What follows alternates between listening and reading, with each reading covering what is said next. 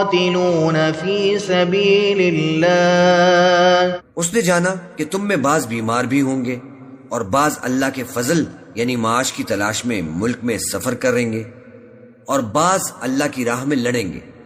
فَاقْرَؤُوا مَا تَيَسَّرَ مِنْهُ وَأَقِيمُوا الصَّلَاةَ وَآتُوا الزَّكَاةَ وَأَقْرِضُوا اللَّهَ قَرْضًا حَسَنًا وَمَا تُقَدِّمُوا لِأَنفُسِكُمْ مِنْ خَيْرٍ تَجِدُوهُ عِندَ اللَّهِ هُوَ خَيْرًا وَأَعْظَمَ أَجْرًا. تو جتنا آسانی سے ہو سکے اتنا قرآن پڑھ لیا کرو اور نماز قائم کرتے رہو اور زکوٰۃ ادا کرتے رہو اور اللہ کو نیک نیتی سے قرض دیتے رہو، اور جو عمل نیک تم اپنے لیے آگے بھیجو گے اس کو اللہ کے ہاں بہتر اور صلے میں بہت عظیم پاؤ گے.